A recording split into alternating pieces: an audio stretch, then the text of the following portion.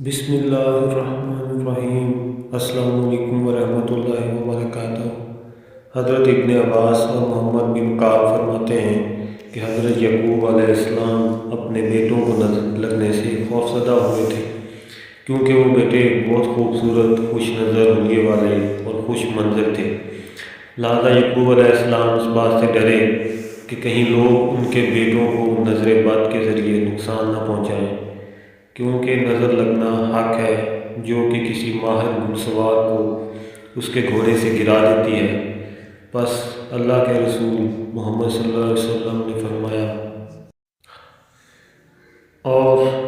نظر بد لگنا حق ہے، اور اگر تقدیر پر کوئی حاوی ہو سکتا تو یقیناً نظر بد حاوی ہو جاتی، اور اگر تم لوگوں کو غسل دینے کا کہا جائے تو غسل دو۔ حضرت ام سلمہ رضی اللہ عنہا سے روایت ہے کہ ایک دفعہ رسول اللہ صلی اللہ علیہ وسلم ان کے گھر تشریف لائے اور ان کے پاس ایک بچی بھی تھی جس کے چہرے پر پلاہٹ اور کمزوری تھی، تو رسول اللہ صلی اللہ علیہ وسلم نے ارشاد فرمایا، اس پر دم کرواؤ، کیونکہ اس پر نظر کا اثر ہے۔ جس کی نظر لگی ہے وہ حاسد ہوتا ہے، لیکن ہر حاسد کی نظر نہیں لگتی، اسی لیے جب حاسد حسد کرتے ہیں تو ہمیں ان کے شر سے اللہ کی پناہ طلب کرنے کا حکم اور تعلیم دی گئی ہے۔ بڑوں کی نسبت بچوں پر نظر بد کا اثر جلدی ہوتا ہے۔ ایک دفعہ رسول اللہ صلی اللہ علیہ وسلم نے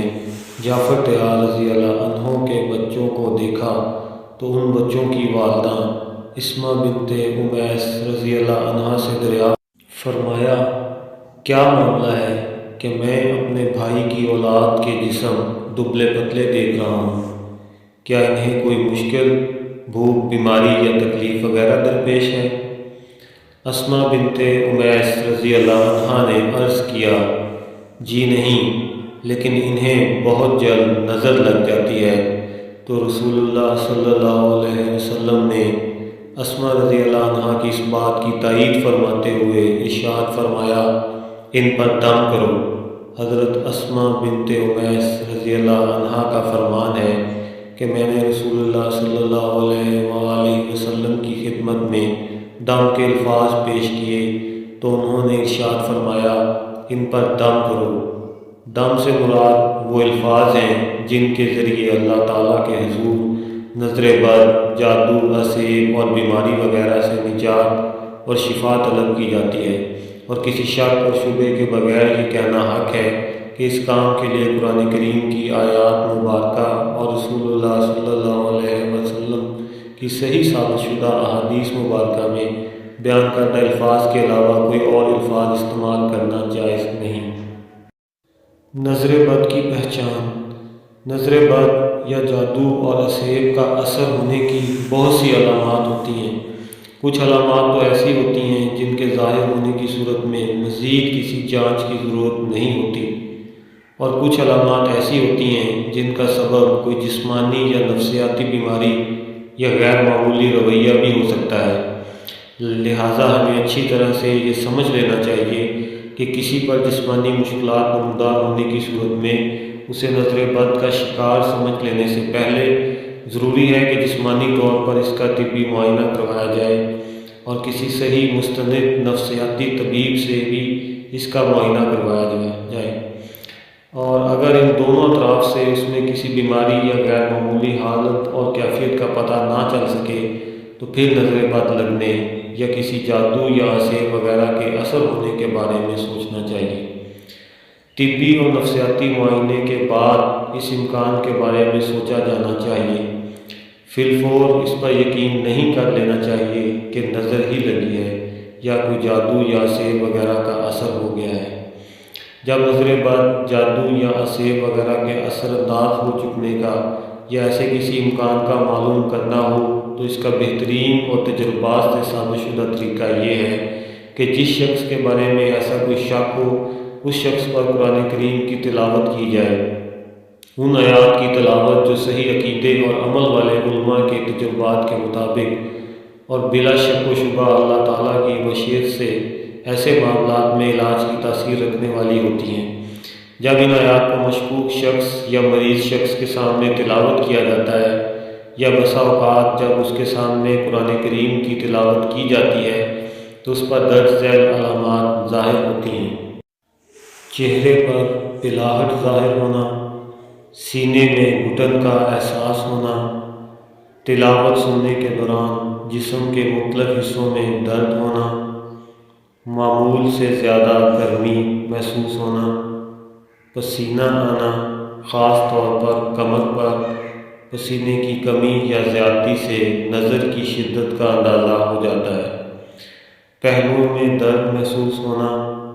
بے چینی کی کیفیت ہو جانا اور ادھر ادھر دیکھتے اور متوجہ ہوتے رہنا، رونا یا کسی سبب کے بغیر اور رونے کی کیفیت کے بغیر آنسو جاری ہو جانا۔ کسی وقت یہ حالت پاس بیٹھے ہوئے لوگوں پر بھی ظاہر ہو جاتی ہے جو کہ علاج کی غرض سے نہیں بیٹھے ہوتے۔ ایسی صورت میں معالج کو ان کی طرف بھی توجہ دینا پڑتی ہے، لیکن دیکھنے والوں پر عموماً یہ اثر مریض کی حالت دیکھنے یا آیات شریفہ کو سمجھنے کی وجہ سے ظاہر ہوتا ہے۔ اس سے یہ نہیں سمجھا جانا چاہیے کہ وہ لوگ بھی کسی نظر بد، جادو یا سحر وغیرہ کا شکار ہیں۔ پہلوؤں کا پھرکنا اور جسم کے مختلف حصوں کا بلا ارادہ خود بخود حرکت کرنا، پھرکنے اور حرکت کی کیفیت، رفتار اور انداز سے بھی علاج کرنے والوں کو نظر بد کی قوت کا اندازہ ہو جاتا ہے۔ دل گھومنے کی کیفیت وارد ہونا، پٹھوں کا اکڑنا، کھینچنا اور درد ہونا، نیند بے ہوشی اور بے حواسی محسوس ہونا اور کوئی بھی کام کرنے کی قدرت نہ پانا، پہلوؤں میں ٹھنڈک کا احساس ہونا، کسی طبی اور مادی سبب کے بغیر جسم پر نلاہٹ اور سبزی مائل دھبوں کا ظاہر ہونا۔ نظر بد کا علاج نبوی صلی اللہ علیہ وسلم، وہ دم جو حضرت جبرائیل علیہ السلام نے رسول اللہ صلی اللہ علیہ وآلہ وسلم پر کیا، وہ یہ ہے: اللہ ارقیکا واللہ یشفیکا من کل داء فیکا من شر النفاثات فی العقد ومن شر حاسد اذا حسد۔ میں اللہ کے نام سے آپ پر دم کرتا ہوں اور اللہ ہی آپ کو شفا دے گا ہر ایک بیماری سے جو آپ میں ہے، اور گروہوں پر، کانٹوں پر، جادو اور ٹونے کر کے پھونکنے والیوں کے شر سے اور حسد کرنے والے کے شر سے جب وہ حسد کرتا ہے۔ اسے مریض پر 3 دفعہ پڑھا جائے، وہ دم جو رسول اللہ صلی اللہ علیہ وآلہ وسلم نے مریضوں پر فرمایا: اے لوگوں کے رب، شفا دینا صرف تیرے ہی ہاتھ میں ہے، بیماری، تکلیف وغیرہ کو دور کرنے والا تیرے سوا اور کوئی بھی نہیں۔